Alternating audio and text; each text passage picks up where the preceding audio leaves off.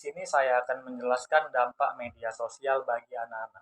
Tujuan pembelajarannya adalah materi ini memberikan panduan komprehensif tentang pengaruh media sosial terhadap anak-anak, mencakup dampak positif dan negatif, serta langkah-langkah yang dapat diambil oleh orang tua dan pendidik untuk mengelola penggunaan media sosial dengan bijak. Yang pertama, definisi media sosial. Media sosial adalah platform digital yang memungkinkan pengguna untuk membuat, berbagi, dan bertukar konten, serta berinteraksi dengan orang lain melalui jaringan online. Platform ini mencakup berbagai bentuk media seperti teks, gambar, video, dan audio, serta menyediakan berbagai fitur untuk komunikasi dan kolaborasi. Platform media sosial yang paling populer di kalangan anak-anak misalnya Instagram, TikTok, Snapchat, dan lain-lain. Yang kedua, dampak positif bermedia sosial bagi anak-anak.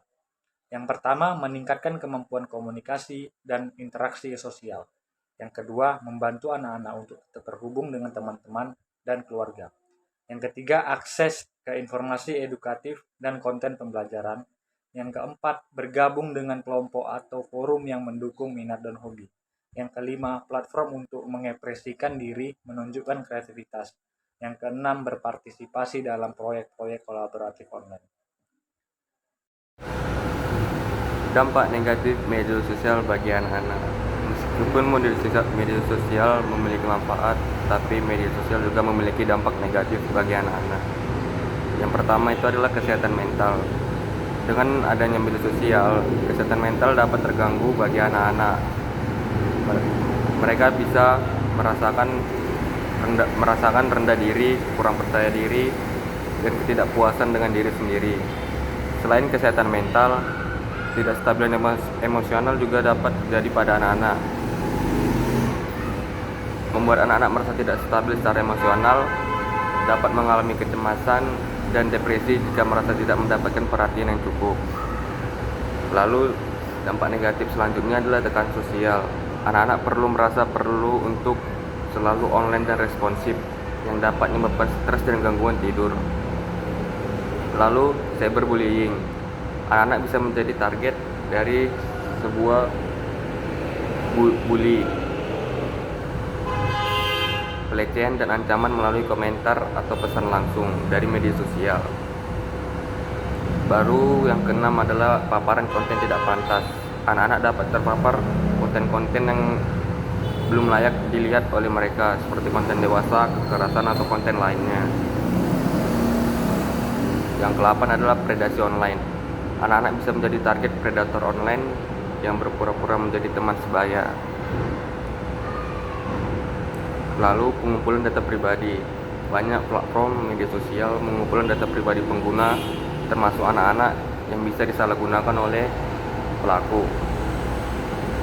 Selanjutnya adalah pengurangan interaksi tatap muka. Anak-anak mungkin lebih memilih berkomunikasi melalui media sosial daripada berinteraksi secara langsung, yang dapat mempengaruhi keterampilan sosial mereka secara tatap muka. Lalu, kurangnya aktivitas fisik. Waktu yang dihabiskan di media sosial dapat mengurangi waktu untuk aktivitas fisik, yang dapat menyebabkan masalah kesehatan seperti obesitas. Lalu, perilaku adiktif. Penggunaan sosial yang berlebihan dapat menyebabkan kecanduan, mengganggu aktivitas sehari-hari seperti tidur, tugas sekolah.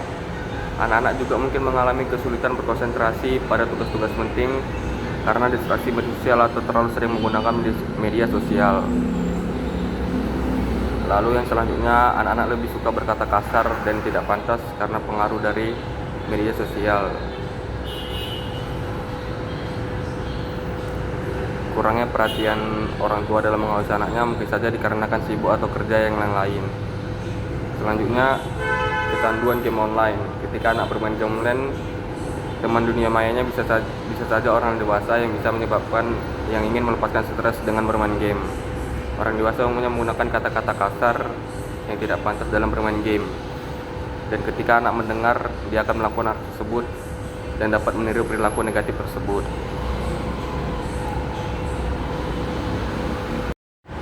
Nah, selanjutnya adalah 5 tips rekomendasi orang tua dan pendidik. 1.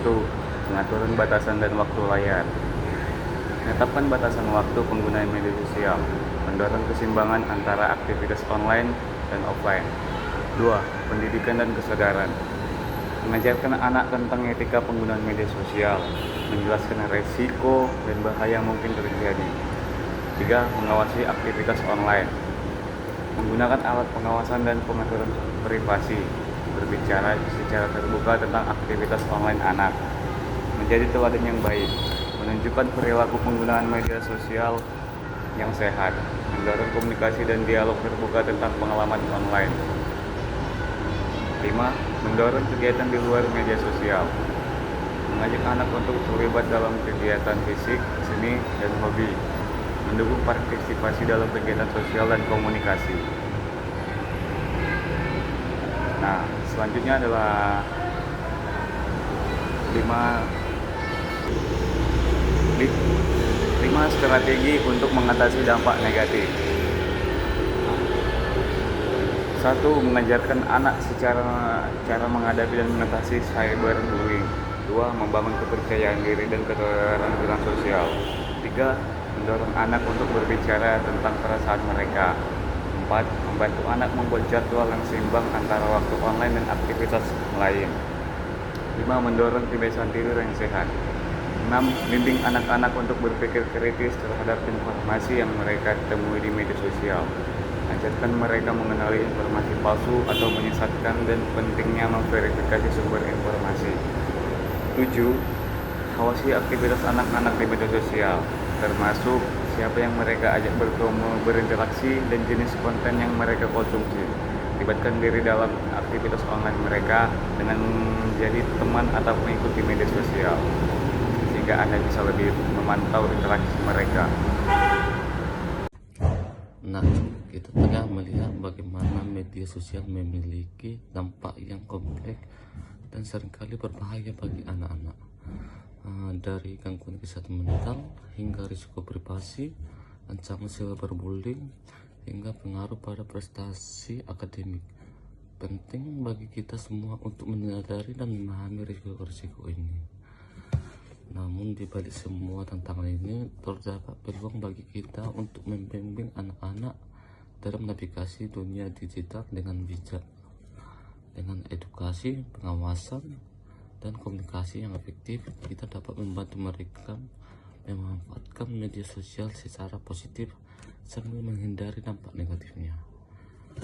Nah, mari kita bekerja sama sebagai orang tua, pendidik, dan masyarakat untuk membimbing anak-anak kita sebuah dunia di mana mereka bisa tumbuh dan berkembang dengan keseimbangan antara manfaat teknologi dan kehidupan nyata. Terima kasih atas perhatian dan partisipasi Anda. Saya berharap sebagai informasi yang disampaikan hari ini bermanfaat dan menginspirasi kita untuk mengambil langkah-langkah yang diperlukan dalam melindungi anak-anak kita di era digital ini. Jika ada pertanyaan atau diskusi lebih lanjut yang ingin dibahas, kami dengan senang hati akan menjawabnya. Sekali lagi terima kasih dan selamat malam.